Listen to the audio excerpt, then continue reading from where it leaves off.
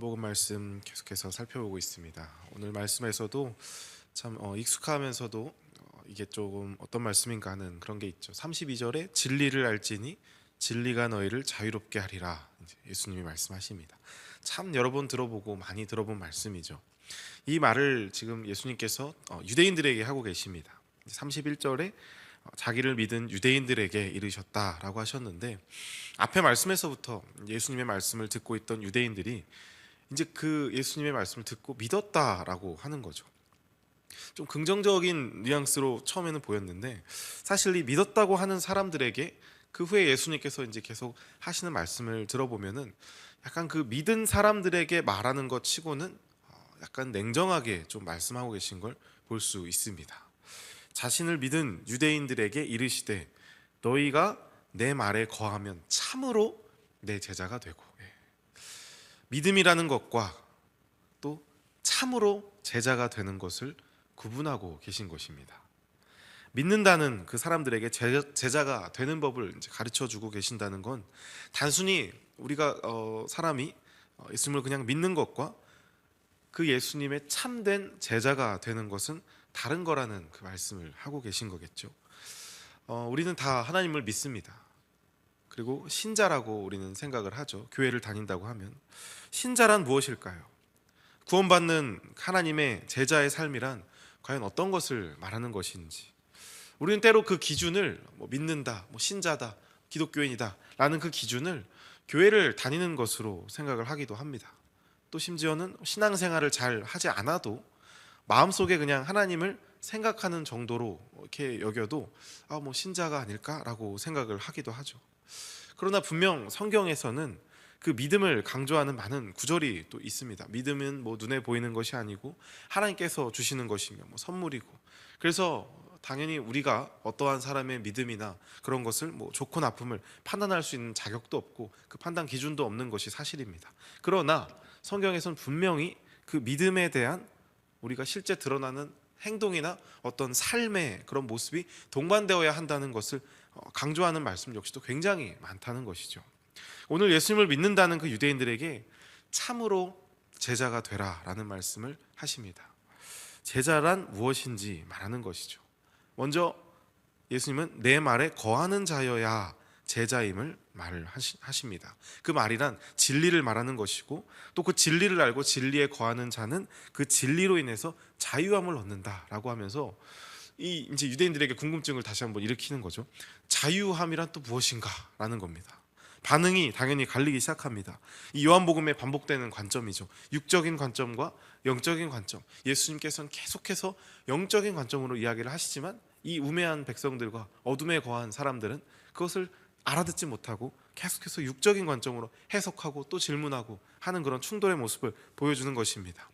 유대인들에게는 이 종이라는 단어, 어쩌면 자유함을 얻을 것이다라는 그 말 자체가 지금 너희는 자유하지 않다는 그 말이기 때문에 당연히 민감하게 반응을 합니다. 이 땅의 관점으로 얘기를 하죠. 근데 그 땅의 관점마저도 사실은 굉장히 왜곡되어 있는 반응을 보입니다. 지금 이 사람들 자체가 어쩌면 자유가 없는 백성이거든요. 로마라는 그 속국에 이제 속해 있기 때문에. 그래서 33절에 우리가 아브라함의 자손이라 남의 종이 된 적이 없거늘 어찌하여 우리가 자유롭게 되리라 하느냐라고 말하지 않습니까? 이들은 이미 자유가 없습니다. 지금 나라 자체가. 그런데 대답을 지금 이렇게 하고 있죠. 그리고 사실 우리가 구약만 봐도 알 수 있지만 이들이 그 자신들의 역사를 몰랐을까요?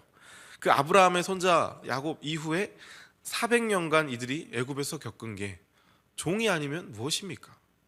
또 그동안 계속해서 페르시아니, 바벨론이니 포로 생활을 계속해서 하지 않았습니까?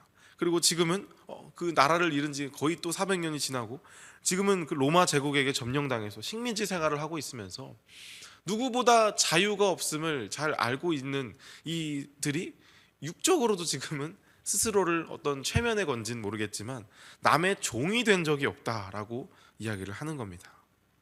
아마도 이들은 그런 안 좋은 현실을 애써 외면한 채 결코 이제 자신의 영적인 정체성은 잃지 않았다. 하나님의 자녀됨. 그래서 이제 아브라함을 어쩌면 더 강조하는지도 모르겠어요. 비록 현실은 뭐 이럴지라도 그것은 차치하고 내가 지금 이 하나님의 자녀라는 그곳에서 나는 이미 충분히 자유한데 영적 관점의 외침으로 나 아브라함의 자손인데 하나님의 선택받은 백성인데 그런 선민의식도 있겠죠. 그런 여호와 하나님의 백성이 종이라니 어떻게 그런 말을 할 수 있냐라고 하면서 그 말에 발끈한 것입니다. 사실 누구보다도 그 현실에 종된 현실에 지쳐있던 자들이 바로 이들이었습니다. 짓눌리는 그 고난의 현실 속에서 그들을 그나마 지탱하게 해주고 마지막 남은 자존심이랄까요? 그 힘이 바로 이 아브라함의 자손이라는 혈통 그거였어요. 그리고 그들에게 남아있는 법이라고 한다면 율법이었습니다.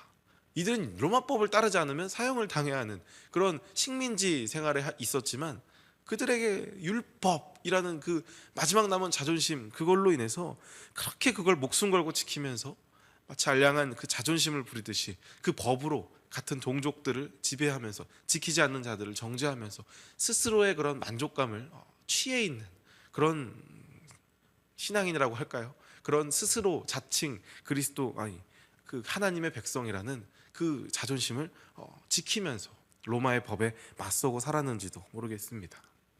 이들은 그렇게 그래서 기다렸습니다.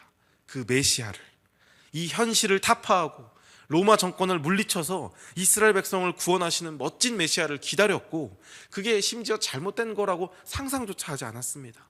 반드시 올 것임을 믿었고 지금 이 안 좋은 현실을 언젠가 그 메시아께서 뒤집어 줄 거라고 확신했기 때문에 그렇게 그 율법을 지키면서 자존심을 지키며 살았던 것이죠. 모든 걸 역전시킬 그날이 반드시 올 거라고 생각했습니다. 그 소망으로 하루하루를 살며 열심히 종교 생활을 했던 거죠. 제자가 아니라 종교 생활을 했던 겁니다. 그런데 자꾸 예수님이 그 마지막 남은 자존심, 내가 진짜 놓지 못하는 그거 하나, 내가 이것만 놓으면 정말 나에게 남은 게 없어요. 모든 게 무너질 것 같은데 자꾸 그거를 무너뜨리는 말씀을 하는 겁니다. 내가 붙잡고 있는 그 유일한 소망이 있는데 그걸 자꾸 놓으라고 하면서 그거 아니라고, 그거가 너의 영원한 생명을 줄 수 없다고 자꾸 그런 말씀을 하시는 거예요. 그 마지막 남은 자존심, 그러면서 말하죠. 너희는 종이다. 영적인 종이다. 아무리 너 죽었다 깨나도 그거를 붙잡고 있으면 너희는 영원한 종이다. 그래서 34절에 진실로 진실로 너희에게 이르노니 죄를 범하는 자마다 죄의 종이라 라고 말하는 겁니다.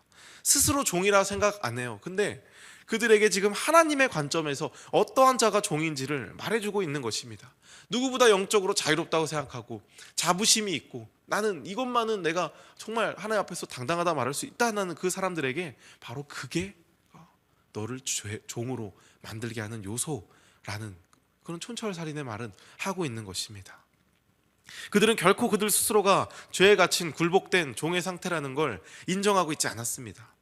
근데 여러분, 죄에 갇힌 상태가 왜 종의 상태라는 걸까요? 지금 예수님은 진리로 자유함과 죄로 인한 종이 됨을 대비시키고 있는 겁니다. 진리로 인한 자유함이 있고 또 죄로 인한 종된 상태가 있다는 것이죠. 죄의 본질은 바로 이 자유함과 굉장한 밀접함을 갖고 있기 때문입니다. 처음 아담과 하와를 이 거짓의 압이라고 하죠. 사단이 아담과 하와를 꼬실 때부터 사탄은 바로 이 자유함을 갖고 이들을 공격합니다. 창세기 3장 5절에 보시면 너희가 그것을 먹는 날에는 너희 눈이 밝아져 하나님과 같이 되어 선악을 알 줄 하나님이 아심이라, 이렇게 말을 하죠. 굉장히 교묘한 말입니다. 이게 무슨 말입니까? 하나님과 같이 되어 선악을 알게 된다라는 그 말은 지금 너의 상태는 그 하나님보다 한참 못된 상태면서 그 하나님 아래에 있는 좀 속박된 상태라는 것을 막 부각시키는 그런 말 아닙니까? 근데 그것을 먹는 날에는 너희의 눈이 밝아져서 너희의 그 상태를 깨닫게 되고 하나님과 같이 되어서 선악을 알게 된다라고 꼬시는 거예요. 그러니까 네가 스스로 하나님이 되라는 것입니다. 그러면 자유할 거야. 너가 마음대로 할 수 있을 거야. 여기서 말하는 자유란 그 외부적인 구속이나 얽매임 없이 자기 마음대로 할 수 있는 것이니 스스로 인생의 주인이 되어 주체적인 삶을 살라라는 말이죠. 굉장히 요즘 많이 들리는 소리 아닙니까? 주체적인 삶을 살아라. 너가 원하는 삶을 살아라. 너의 인생의 주인은 너다.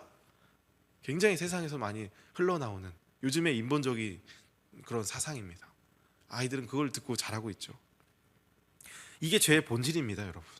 하나님이 아닌 내가 주인이 되는 삶.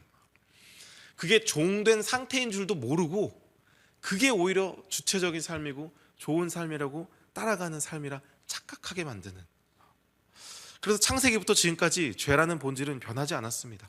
하나님의 말씀대로 사는 삶이 아니라 그 모든 것, 그 이외의 모든 것, 그것이 설령 선해 보이는 것일지라도, 행복을 주는 것일지라도, 그게 설령 종교적인 것일지라도, 나에게 어떤 큰 유익을 주고 이익을 주는 것일지라도 그것이 하나님으로부터 나온 것이 아니고 하나님과 상관없는 내가 주인이 되게 만들고 주어가 내가 되게 만드는 모든 것이 죄라는 것을 말을 하고 있는 것입니다. 그리고 그 상태는 결국 종된 상태다. 인간은 어떻게든 그것을 하나님과 연결시키려고 부단히 노력을 하죠.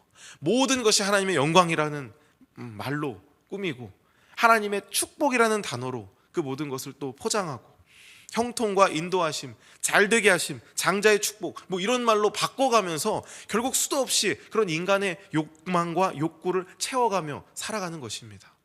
우리는 하나님을 믿으면서 살아가면서도 그러한 어떤 거짓의 속임수에 속아서 그게 나 스스로를 종된 삶으로 이끄는 것인지도 모른 채 그 진리가 있음에도 그 진리는 거부하고 그것들을 붙잡으며 살아가는 것입니다. 그러나 여러분, 그 모든 것, 우리가 그 붙잡으려고 하는 그 모든 것은 결코 우리를 영원한 죄와 죽음과 사망의 권세 아래에서 자유케 할 수 없다는 것을 우리는 너무나 잘 알고 있음에도 왜 이렇게 그것을 열망하고 바라며 살아가는지 모릅니다.